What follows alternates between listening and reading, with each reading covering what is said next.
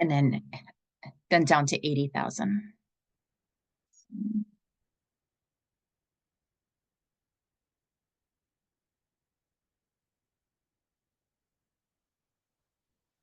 And then she just told me last night that she would part ways for 130. Do we see any 130s in the neighborhood?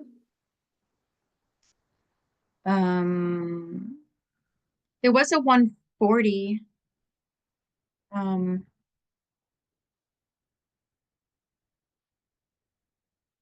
uh, yeah, a 6'2", built in 1924. Hers was built in 22. And so she has renters in there who have been there for 15 years. It's a duplex, but they're a couple. So the woman, I don't think they're married.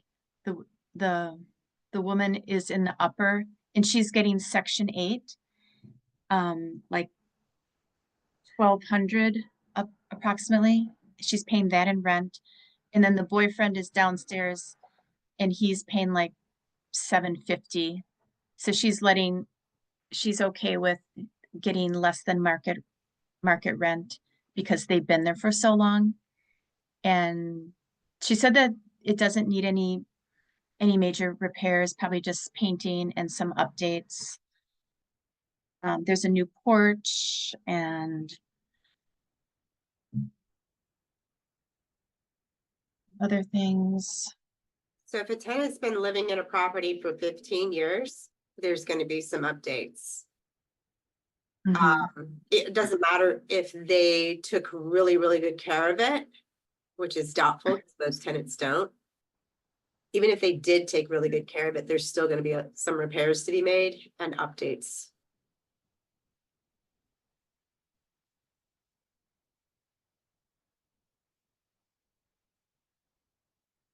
What do you see, Kristen?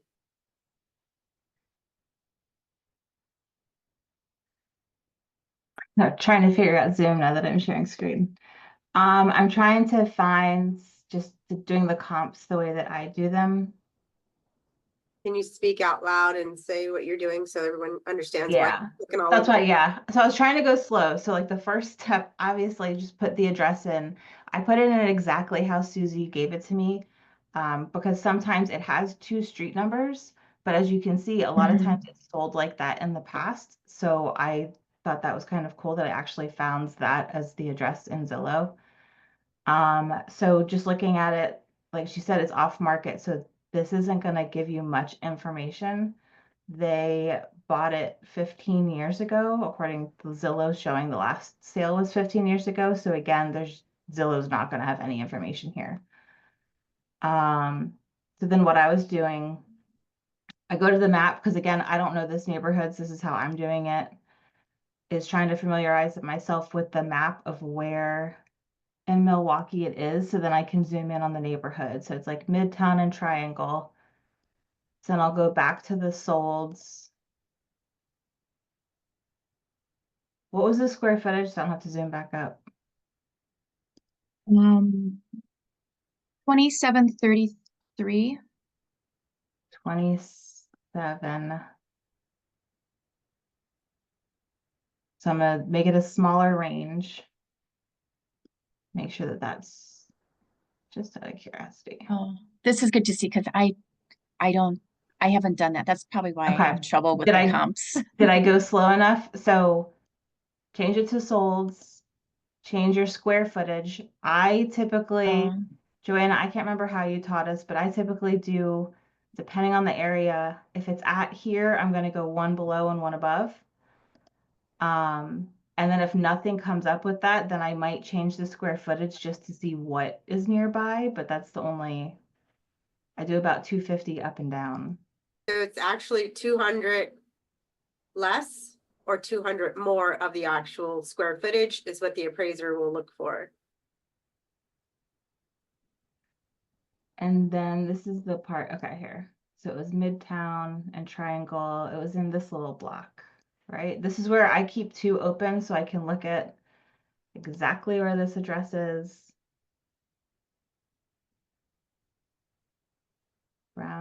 West Vine. All right, so it's in here. You guys can see that mouse, right? Yeah. Yeah.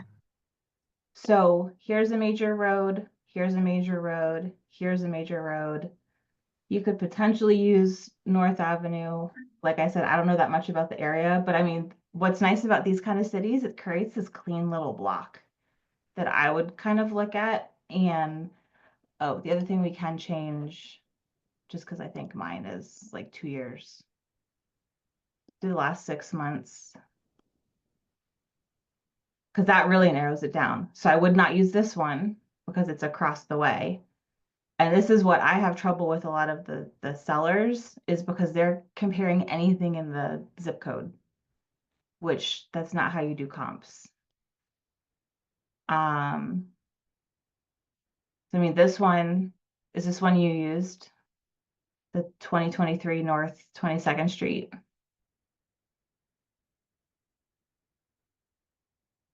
Because that has the 6 bedrooms, the square footage. Let's see when it actually sold. It wasn't,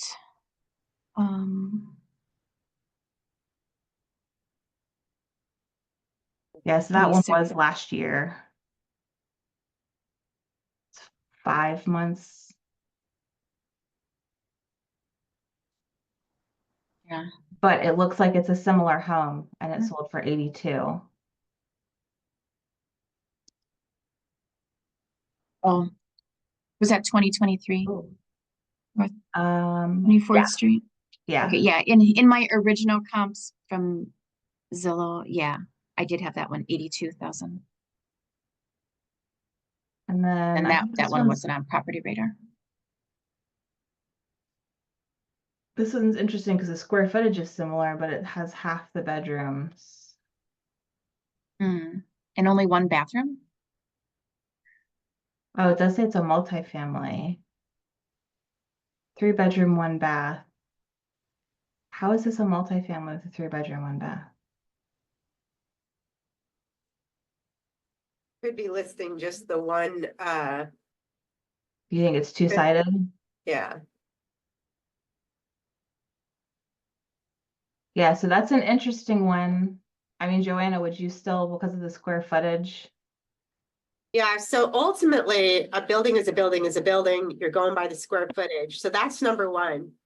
Okay, and then you double it down with, is it the same type of building? And then you double it down with the age, the date. You know, when was it created, within 10 years of each other? Because once you go 1950s and 1980s, those are 2 different houses. So you don't want to use them, or if you do use that as a comp, you have to majorly adjust because building code was totally different in 1980 than it was in 1940. Okay, so know what you're looking at as far as that. So square footage is number one. And then sometimes if there's an extra bedroom, that adds value, but it's the same square footage. Okay, because everyone wants more bedrooms, everyone wants more. But yeah, square footage I would use. And then something I kind of look at, there was no showing in Zillow. It sold in December, but there's nothing saying it was listed for sale. So this is telling me it was probably an off-market purchase. And that's why there's no descriptions. So we don't really know what the inside is. That's where I struggle sometimes with finding, I don't know what the true ARV is because I don't know if this was dilapidated on the inside or if it was fully renovated. But you know that someone paid 116. Just given the outside of it, I would say it was a rehab. That's what, yeah. And that's the same thing with the other one. I'm kind of thinking the same thing. All right, I zoomed out a little bit just to see if anything else pops up. But now we're getting a little further away. Yeah, that one's across the street, so we're not going to use that one.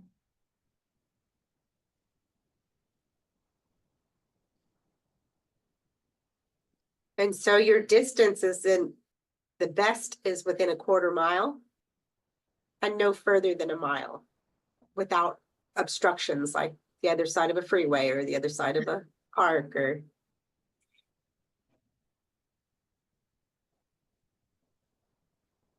Can you repeat that? What did I say? So within a mile, A within quarter. a quarter of a mile is your best comp. And then no further than a mile is what an appraiser will look for. Now, once you get into different areas, an appraiser might have to go out a little further, like 3 to 5 miles, because it's more of a urban area, rural area. So depending on the area is how they'll adjust for it.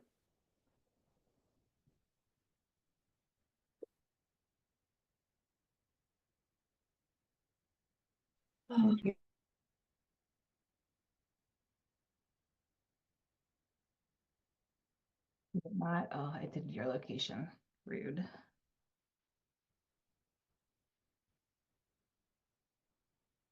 So I'm just curious how far, because I don't know anything about Milwaukee. Yeah. So it's just under a mile. So yeah, I knew this one was probably pushing the limits, but I was just curious if there's anything else nearby. And you could potentially, again, I don't know the city, but this could be considered crossing into other neighborhoods. But this one is another similar square footage, multifamily, 6 bedrooms, 2 baths, and sold for 110. I think that's all kind of a similar neighborhood. Yeah, considering all the houses kind of have the same description. So that one went a little further. I think we looked at that one. Yeah, that's good. And these are, I think, gonna get too far away too.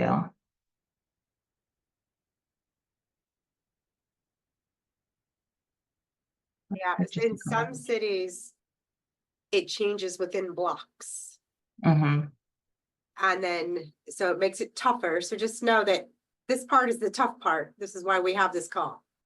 Okay, nobody gets this right out of the gate, and I don't care how professional you are, there's still always challenges comping out properties.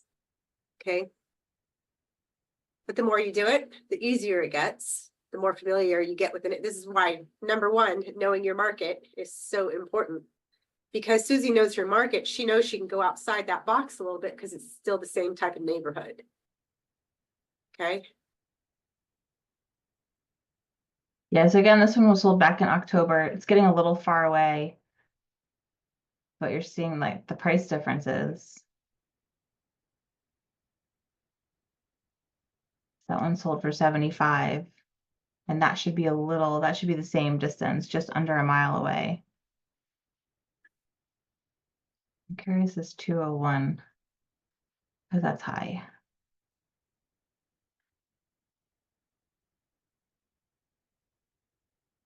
Sorry if I'm making you dizzy. 8 bedrooms. Was that like a triplex? Maybe? It's saying duplex. So this one has a nice Um, description, which is telling me this was listed with a realtor. And so this also shows you the difference if people want to list with a realtor, that price difference. So that sold in November for 201.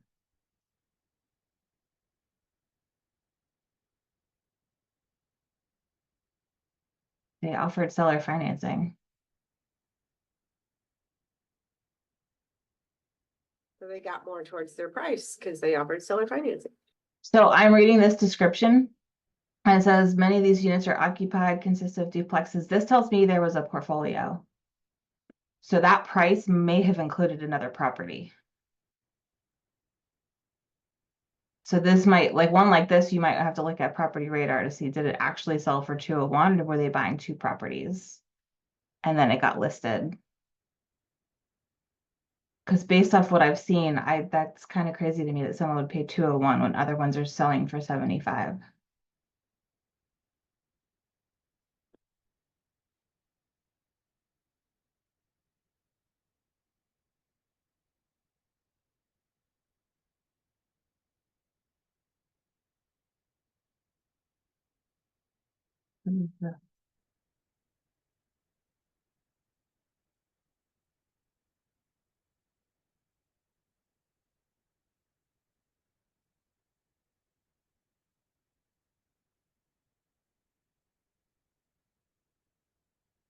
Yeah, so for the 200s, you see how it's fully renovated. Like that looks brand new inside, even though it was built in 1891. But they're selling that as a single family.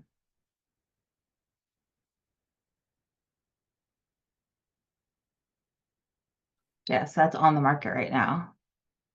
How did I get that one? Why did that pop up? Oh, you know what?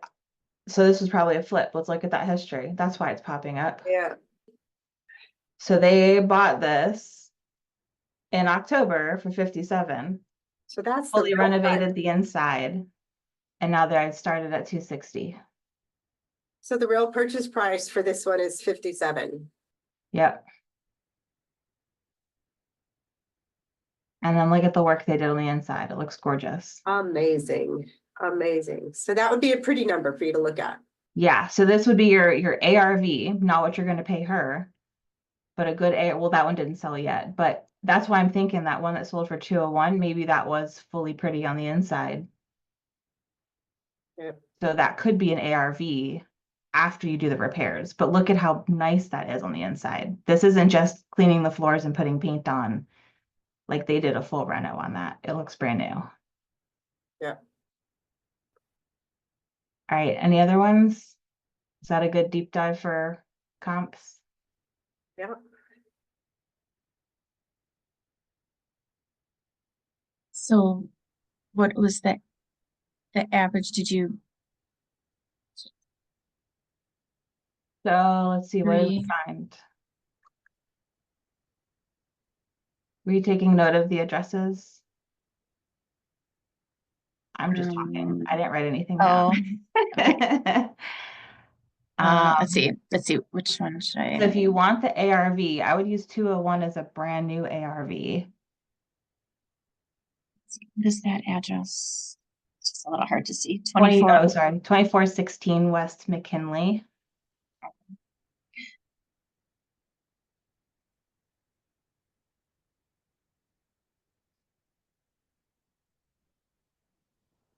And then we had that 1912 North 27th Street.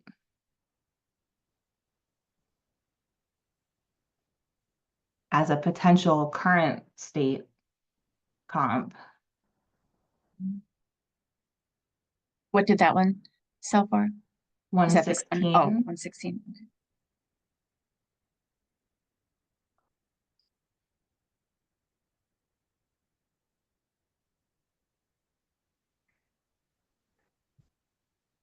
In 2023, North 24th Street sold for 82. 2023 North 24th Street. Mm-hmm. Okay. Sold for how much? Oh, that one, 82. 82. Okay. Did you grab the Lloyd Street address already? I think that was No. what I stated.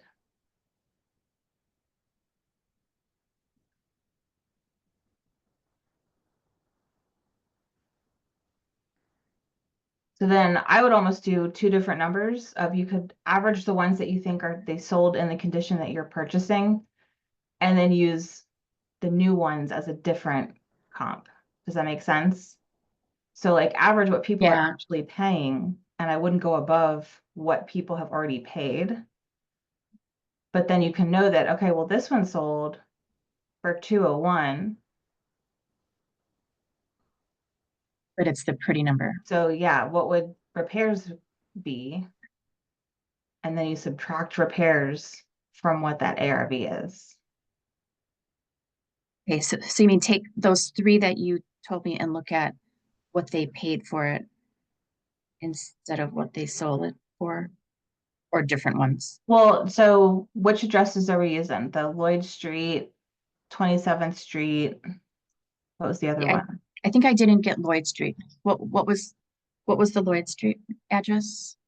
Lloyd Street was the one that's just under a mile away. So it's 3526 West Lloyd.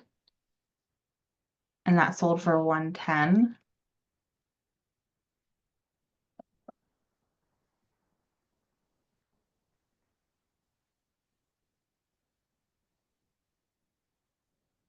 We have 110, 116. The one that sold for 82,000, was that, do we know if that was pretty numbers or not? Maybe not. For 82, I would think no.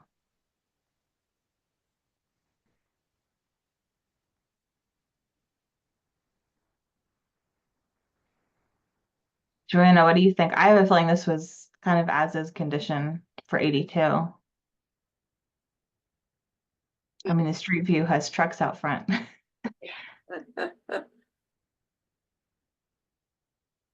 Yeah, looks like they're repairing it right there.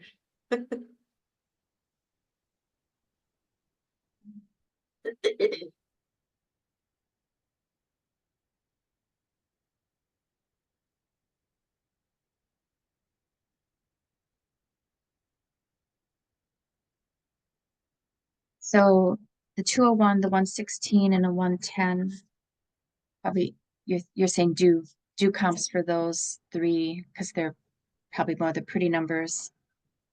And then the one from 24th Street, the 82,000, and then find two more that are So I just kind of did, as is. because you'll see I list them from newest, so I'm trying to find the ones that are closer.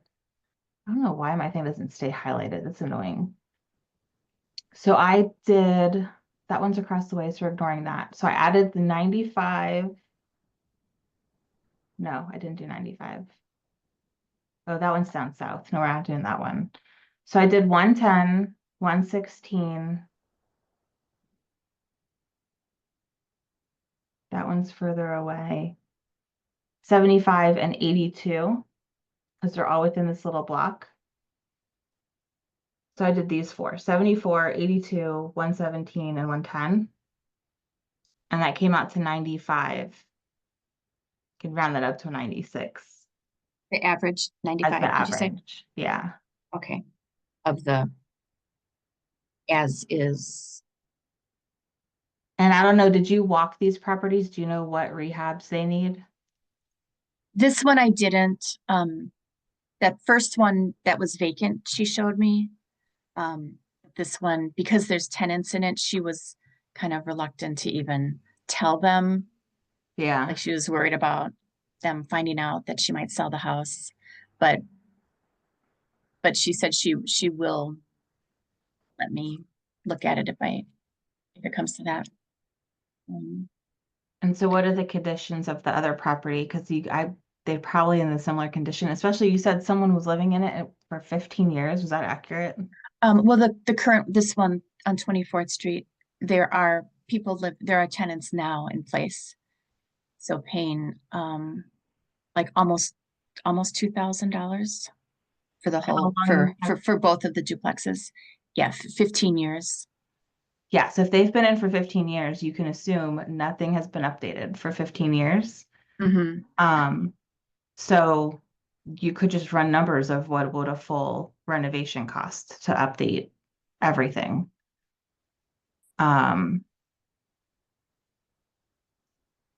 So what I do, what we say?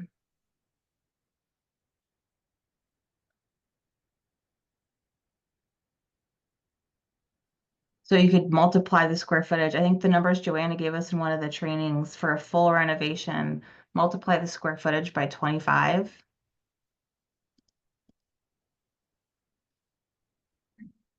And you're getting 68, which again, I'm like, I was making up the numbers. I was close. Is it by point 25? Nope, just $25 per 25? square foot. Oh, $25 per square foot. Okay.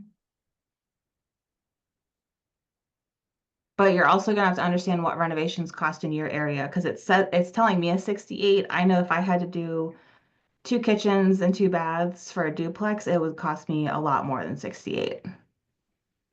So that's where the deal analysis sheet would help to run it down room by room. What would a renovation cost?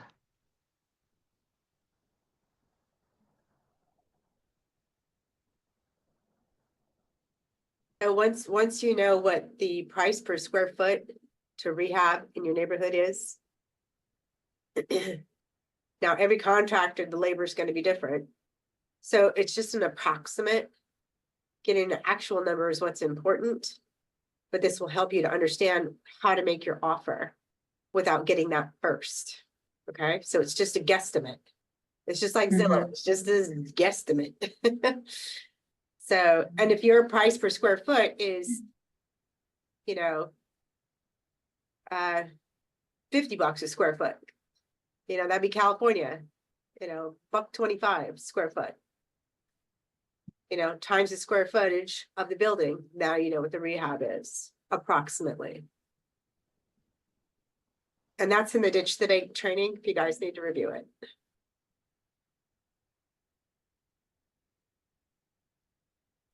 Yeah, so that's how, like, I know we could use the comps to justify the offer that we're making. But for me, I always run the numbers to make sure that it would actually float. Like that's the number that I'm going to offer because I know how much the renovation is going to cost, the holding costs. And for me, I'm holding long term. So will the rent cover that purchase and reno? And if it won't, then it's not going to work for me. So Susie is gonna wholesale this, so she would have to add her wholesale fee. But here's the other thing, it's not just you that is buying this, you're selling it to an end buyer. So what is their criteria that they need? Kristen just told you hers. What does your end buyer need? This is why it's so important to understand and have a list of 7 to 20 end buyers in the neighborhood if you can. Because one might not be ready. The others don't fit their criteria until you get to the one. Maybe it's the 7th one on your list that's ready, that has the money, that fits this criteria that you can actually sell it to. What kind of cash flow are they looking for? Yeah, I actually did ask the one person I was wanted to wholesale this to, and he got back to me with a long email of his buy box. Good, good. What did it say? What did it say? Do you want me to read it all? Yeah, Yeah, Okay. does this fit the criteria? I actually didn't totally read it yet. My strategy is buy and hold, 2 doors and up. My focus is shifting towards larger multifamily, 8 to 12 units is ideal, but I'm always open to duplexes too. I'm open to doing the Burr method, but prefer light rehab than complete rehab projects. If it is a rehab, then I would use hard money, so it would be a cash offer. If very light rehab or more of a turnkey situation, then I would use financing DSCR loan. And then equity. At first, I look at 70% of current rents and then subtract the taxes, insurance, loan, PI with 20% down and 8% in any utilities, lawn care that I would be paying under the current lease agreements. Need it to break even or better with current rents. I then look at market rent and Section 8 rents to see what's possible. The goal is to be cash flowing 200 per door and at least 10% cash on cash return within 1 year. For Burr method rehab, I want the refi to fully pay back the hard money and any money I put into the rehab and carrying costs, money cost, taxes, insurance, utilities during rehab. I like to budget some wiggle room with the rehab because things tend to cost more than anticipated. This allows me to recoup all my investment and put into the next deal. In addition to the above analysis, I always look at comps in the area to determine the final ARV, make sure I don't overpay for the property, and to make sure that the loan or refi will go through. I try to be fairly conservative with this and often will get a second opinion from a realtor or property manager, especially in Milwaukee, which can be a spotty market.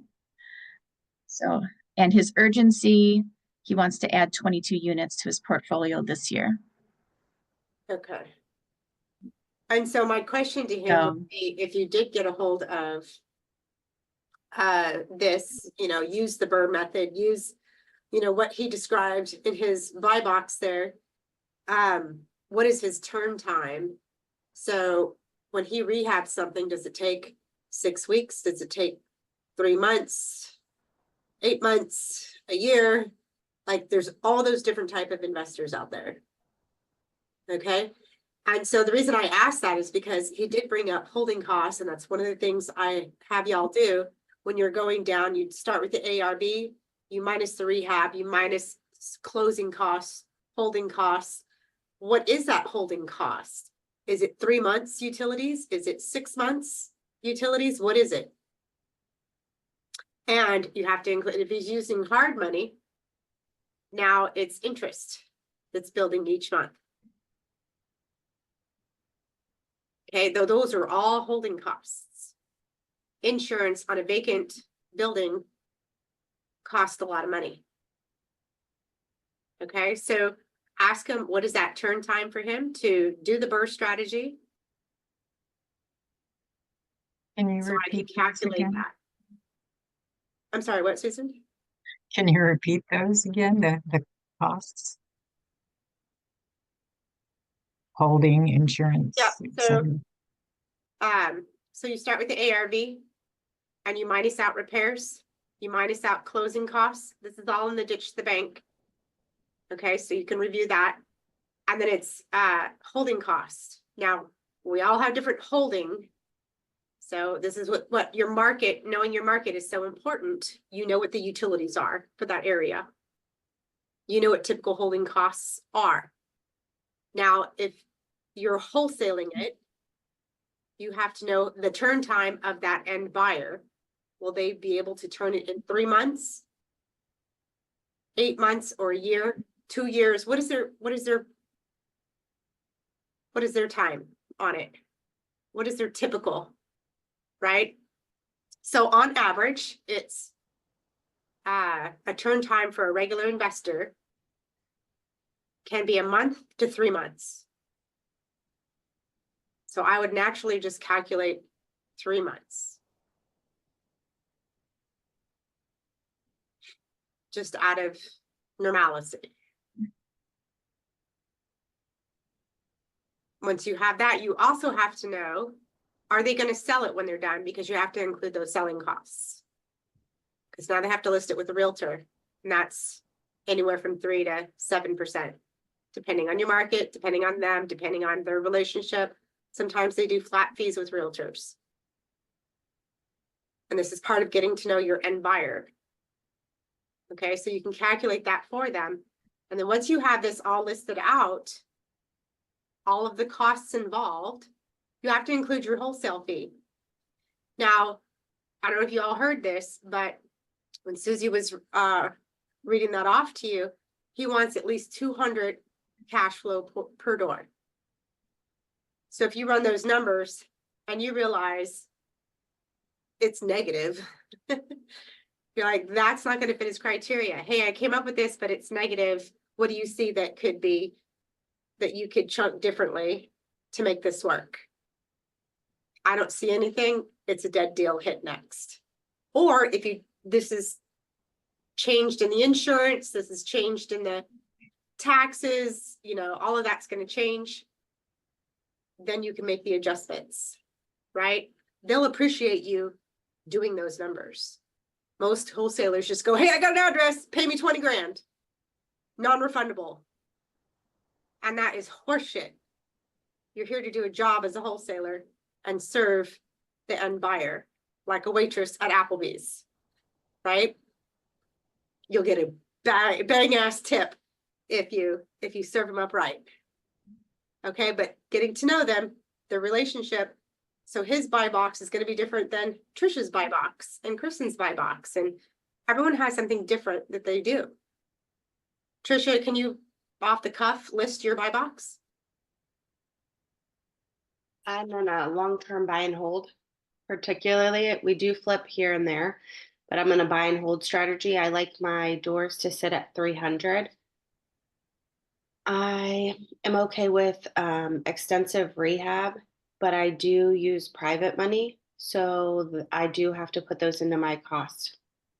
I'm going between 10 and 13% because I haven't had like an amazing relationship with a lender that's less than that. So on a deal that I'm running right now, just the money for me to borrow is 15,000. So I often will get people who can overpay more than I can, and I have to keep sending LOIs because they have their own cash that they're using, so they don't have to.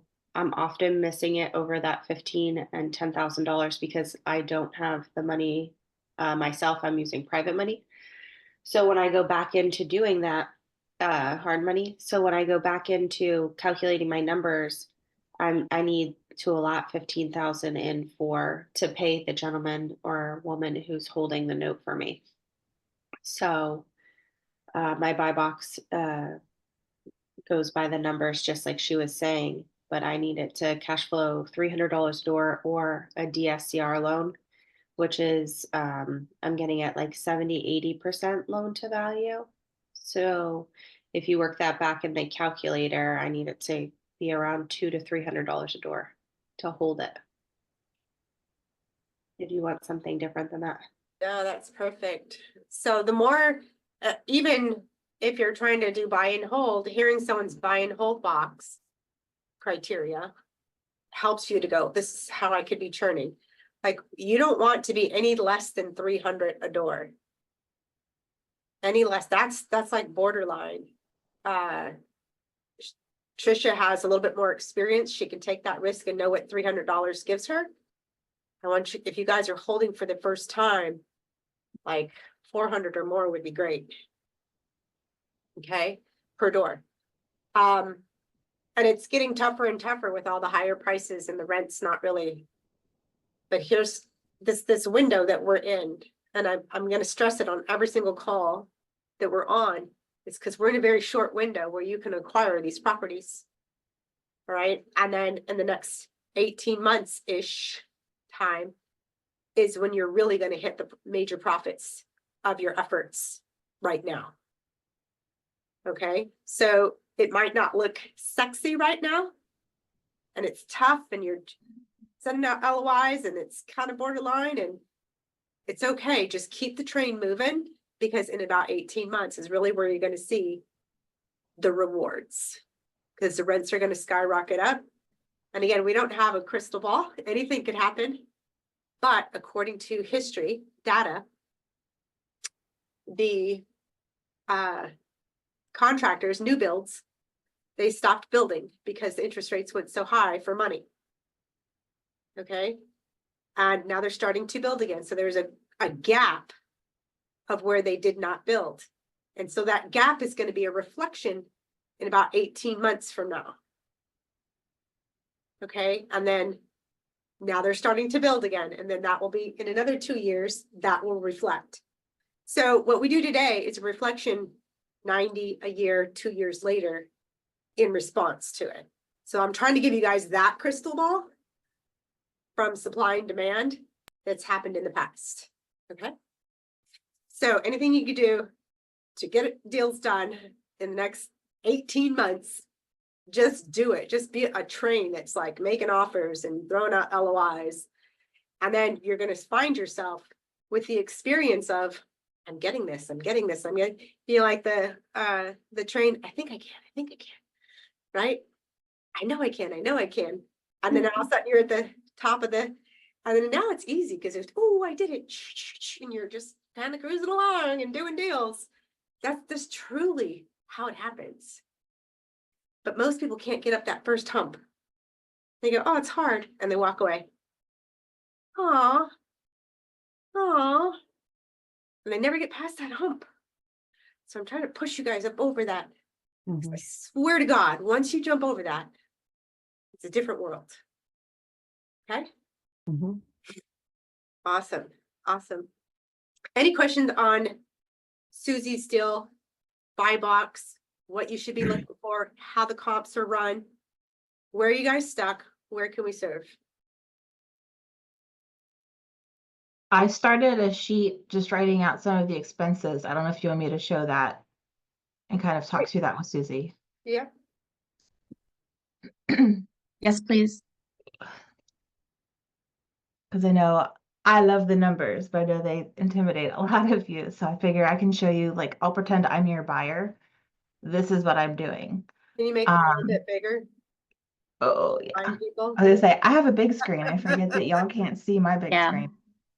I need bigger too. Where's my Zoom? Is that better? Much better. What did you say the current rent is that she's getting for that? It was 2 something, but I didn't catch the full number. Oh, you're muted now, Susie. Let's see, it was approximately 2,000 for both of them. I think 7, 9, I love the approximate. maybe 19, I think 1950.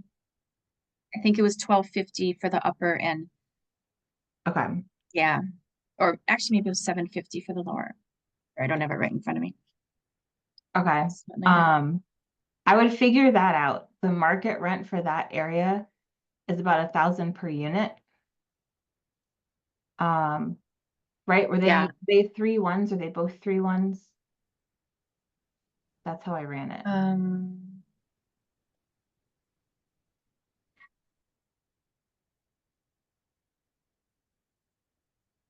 Yeah, I think so. It was 6.2 for the total. Okay. And Yeah. and So and yeah, and she was I don't know if you heard this before, but the woman, the girlfriend and the upper is paying the higher amount because she's getting Section 8, the 1250. And then the boyfriend is in the lower, he's paying under the market rate about 750. So and okay. the current owner is good with that because they've been good tenants and they've been there for so long. She doesn't want to mess with that.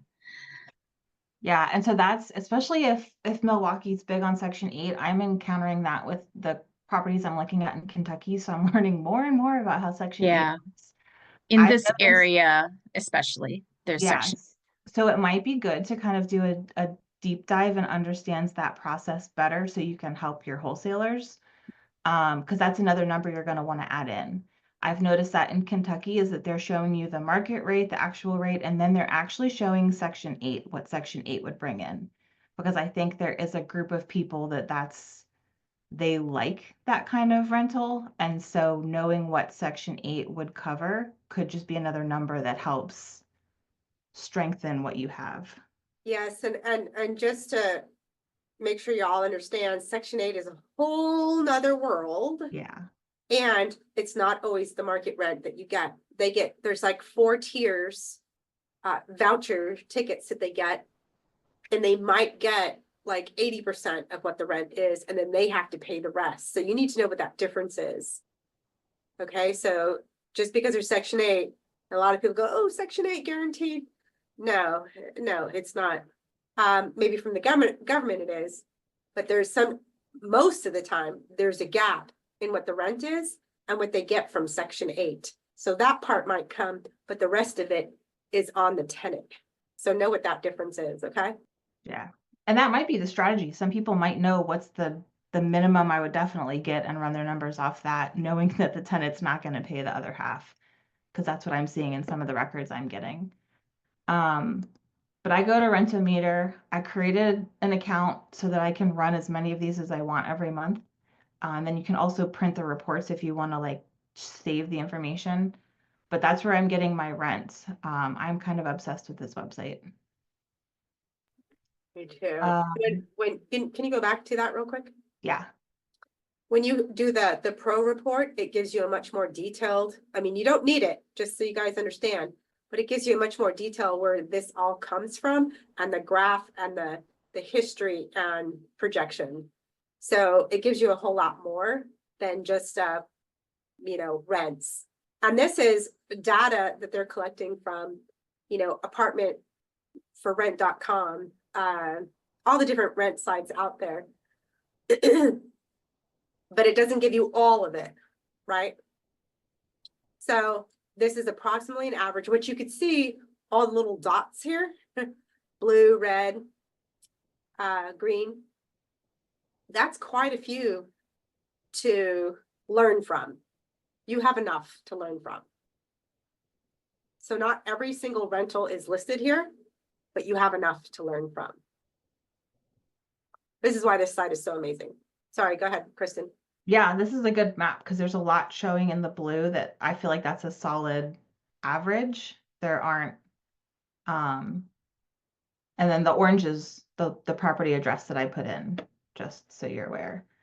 And I did, when I ran this, I ran it as an apartment only because I don't consider a duplex a house. So you could run it like differently and see how the different numbers change. For monthly expenses, the taxes, I pulled that off Zillow. But again, when you're having your conversations with your owners, they should know the taxes they're paying. They should know their insurance they're paying. They should know utilities. So I always find it amazing when sellers can't give me these numbers because that just means they're completely oblivious to what's happening with their property. Well, and then Um, also this might change on once it's purchased. Yeah. So this is something, this is back to day one, knowing your market. When do property taxes reset? Are they reassessed every 4 to 8 years? Or do they reassess on the purchase? Because if you're buying something that sold 10, 15 years ago, that's a different property tax number than it's going to be today. Okay, so if it's reassessed on the purchase of the property, know that that number is going to change. And what is that number? Right, so understanding your market, knowing what that property tax is important. And if they just reassessed it like a year or 2 years ago, you know you got at least 2 years, if they do it every 4 years, before they reassess it. So every state, every county is different. Know your market. Yeah, and I found the tax history on this property interesting. It actually dropped recently, which I haven't seen that anywhere. So yeah, it'd be interesting to know what Milwaukee's doing, if it will be reassessed and go up after it's purchased. I can't remember if you said if the tenants were covering utilities. But I that's don't always think yeah, I don't think I said, I mean, normally I think for a duplex, they would cover the utilities, so except for water, I think. as an owner, I don't want to cover utilities. So I always keep this as a byline because I need to figure out, will I have to, depending on if it's a duplex, are they sharing utilities or are they divided per unit? Um, I think the tenants should be paying their own utilities. Same with lawn care. That's another one. If it's a multi-unit, obviously you're probably gonna have to take care of most of the lawn care, understanding what that cost is. I don't have that, but a lot of, again, if they own it, they might have records of what they're paying for lawn care. And then property managers, for me, I use 10%. I don't know what your area is, so that might be good too. If he's looking for a property manager, maybe that could be another networking tool, people to have in your pocket, knowing their rates and what companies are recommended. But using 10%, it would be the 213 based off of that market rent. And then you had mentioned he wants the 200 per door. That's a good number to have. I try to do like 500. So knowing that when you're running your numbers is always good. So you're not getting it close to the mortgage. Pretending that I'm going to buy this. This is how I've been running numbers. So I liked, and just sticking with clean numbers, running the comps in my head. I'm like, okay, if I can get this for 100, how much are renovations going to cost? I put in 100 for renovations. It's probably way too much, but again, it's just a clean number. So using bank rate, in my mind, I'm like, okay, if I need to borrow 200 to buy and reno this, I know I can get a 7% rate right now. So this is what my mortgage is going to be. So I would take this number. Oh, I probably have way too much open on my computer. So knowing this, we don't even have to play with the reno costs right now. I put these in as notes because I know that was something Joanna was telling you, how long is it going to take for reno, and the costs. But for that mortgage, then I'm going to add up the expenses and make sure that that's gonna float. So let's see. Let's just do a quick. So if it's 231 or 2136. Oops. Oh, I'm on the wrong thing. So 2136, let's do 80, 100, property management. So I know I don't have the utilities or lawn care, but that's giving me 1742. And then I want a $400 profit. So that's putting my mortgage should be at 1342, which is right there. So I mean, this looks like a pretty good deal for me, for the way I run my numbers. Joanne, is there anything you would add? I know I don't pay attention to the reno costs, and that probably kicks me in the butt if I wanted to be more specific with my numbers, but long-term hold, those numbers float for me. Yeah, so if you're going strictly off of the mortgage and holding costs, yes, that works. So depending on, so the reno time is gonna give you how much in utilities, so it's gonna be, if it's 4 months, you're gonna go 80 times 4, right? 100 times 4, lawn care, whatever times 4. Right, so you're gonna get that number in there. And just put times 4 on there. So whatever it may be. So you have to include those as well. But if your end buyer just took it and the mortgage on that, let's just say, let's take it from Trisha's point of view. So she buys all cash and she knows she's getting private money lending. And her payment on that is gonna be, $13.31 a month. And that money that she got from the private money lender includes the rental costs, includes all of the costs that you see here, that's how you came up with the amount of money that you needed from that private money lender. Holding costs, yes. And that's another reason why I round way up when I do my renos. So I'm saying 100, that 100 is counting for the mortgage during the renovation.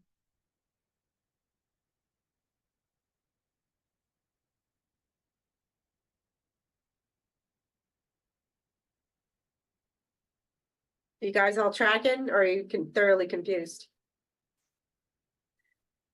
Clear as mud? Does that make sense, Susie? Because I think even as a wholesaler, you have to understand this. Because as a buyer, I hate when the wholesalers don't have accurate numbers. Which is Like if you post something for me and I can just looking at it, I know the numbers are off, I'm not even gonna deep dive into the offer. Is that 1342 is the So utilities or what was? that was, I think this was the mortgage when I ran, I was like, where did I? Oh, the mortgage. Oh, it was Okay. that one. So I did that wrong. Okay. well, no, the 180 there is the 100 and the 80, the taxes and Yeah. insurance times 4 months. Okay, yeah, that's, Okay. Yeah. oh, I think that in my head, the 1342 was when I did this math of what what mortgage I wanted. I think that's where I got that number. Gotcha.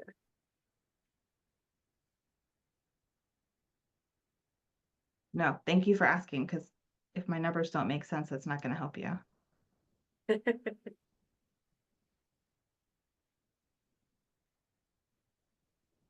Yeah, I think what I did is when I took the market rent and I subtracted all of this, that 1342 is the number I got.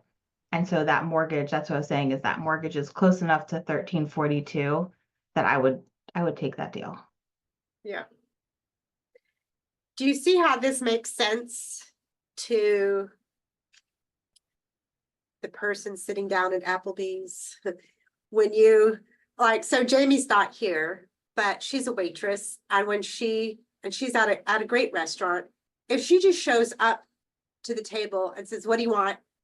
And takes the order, goes to the kitchen, whatever, okay, here it is. If she had that attitude, which is most wholesalers, by the way, she wouldn't get great tips. But when she comes to the table and she goes, our special today, and she does it with detail, and she says how she can make their evening a little bit better than just a freaking menu, they're like, damn, she's good. And they give her a fat tip for that. It's the same mentality as being a wholesaler. The more detail you can give your end buyer, the special of the day is, and here's the holding costs, right? And for a mere price of, here's the special today. Okay, so when you can list all of that out for them, they're like, damn, that's good, Susie. And then 9 times out of 10, when they look at it, when you're conservative and you do your numbers, people like Trisha are going to go, shit, I could do that for cheaper. I'll take it. And then you get a name for yourself going, damn, Susie's good at this. I'll be ready for my next one, Susie, in about 4 months. Get it ready. And this is where you start building that credibility as a wholesaler. Okay. And then those of you that are doing buy and hold and flips, it's the same detail. I don't care what your exit strategy is. It's the same detail. You just put at the end of running through your numbers is, are you putting a wholesale fee there? What's the profit? And then now you know your max purchase price.